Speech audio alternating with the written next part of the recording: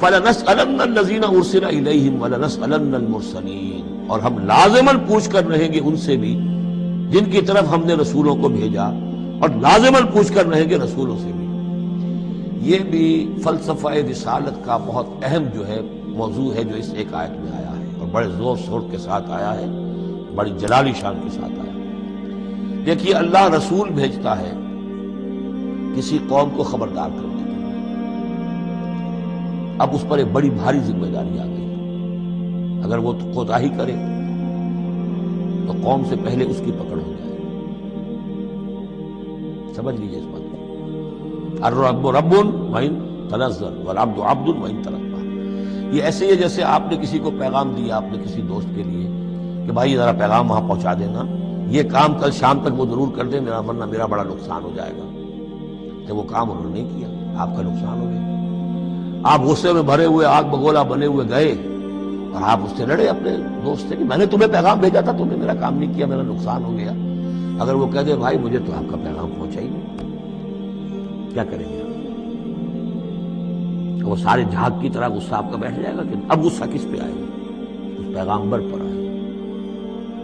اب آپ جا کر اس کا گریبان پکڑیں گے، اللہ کے بندے تجھے میں نے یہ ذمہ داری سونپی تھی، یہ پیغام اہم تھا، میرا پیغام تمہیں پہنچانا تھا، تم نے نہیں پہنچایا، میرا نقصان ہو گیا، اب اس کی تلافی تم کرو۔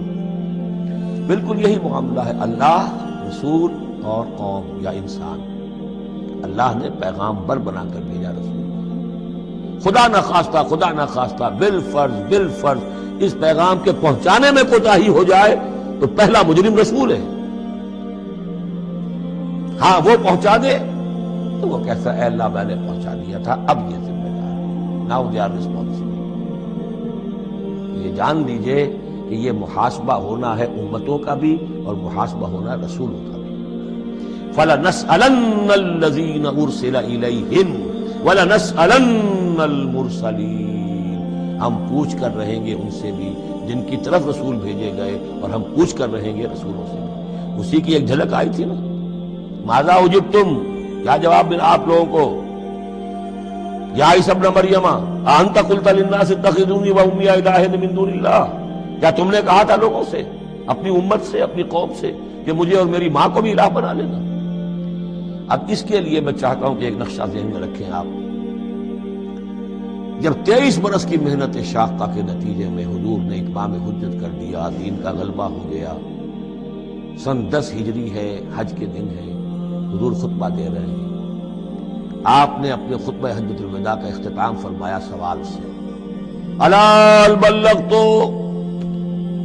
لوگوں میں نے پہنچا دیا کہ نہیں؟ اور پورے مجمع نے جواب دیا انا نشہد انک قد بلغت ونصحت وادیت، اور ایک روایت میں آتا ہے انا نشہد انک قد بلغت الرسالۃ وادیت الامانۃ ونصحت الامۃ وکشفت الغمۃ۔ ہاں حضور ہم گواہ ہیں، آپ نے امانت کا حق ادا کر دیا، یہ قرآن امانت تھی اللہ کی آپ کے پاس، آپ نے ہمیں پہنچا دیا، رسالت کا حق ادا کر دیا، ہماری خیرخواہی کا حق ادا کر دیا، آپ نے گمراہی کے اور ضلالت کے اندھیاریوں کا پردہ چاک کر دیا، کشفت الغمۃ۔ 3 دفعہ سوال کیا، 3 دفعہ جواب دیا، پھر 3 دفعہ انگلی سے مشت شہادت سے آسمان کی طرف، پھر لوگوں کی طرف اشارہ کیا، اللہم اشہد اللہم اشہد اللہم اشہد، اللہ تو بھی گواہ ہے، یہ مان رہے ہیں کہ میں نے تیرا پیغام انہیں پہنچا دیا۔ اور پھر فرمایا فَلْيُبَلِّغِ الشَّاهِدُ الْغَائِبَ، اب پہنچائیں وہ جو یہاں ہیں ان کو جو یہاں نہیں ہیں۔ میرے کندھے سے اتر کر یہ بوجھ اب تمہارے کندھوں پر آ گیا، میں رسول صرف تمہارے لیے ہوتا تو بات آج پوری ہو گئی تھی، میں تو رسول ہوں تمام انسانوں کے لیے جو قیامت تک آئیں گے، اب ان تک اس کی تبلیغ اور ابلاغ، اس کا پہنچانا تمہارے لیے۔ یہی گواہی ہے جو قیامت کے دن کھڑے ہو کر رسول دے گا، فَكَيْفَ إِذَا جِئْنَا مِن كُلِّ أُمَّةٍ بِشَهِيدٍ وَجِئْنَا بِكَ عَلَىٰ هَٰؤُلَاءِ شَهِيدًا۔ وہ گواہی جو حضور نے لی ہے اس روز، وہی گواہی ہوگی، اے اللہ میں نے اپنی اس قوم کو تیرا پیغام پہنچا دیا تھا، اب یہ ذمہ دار ہے، یہ جواب دے۔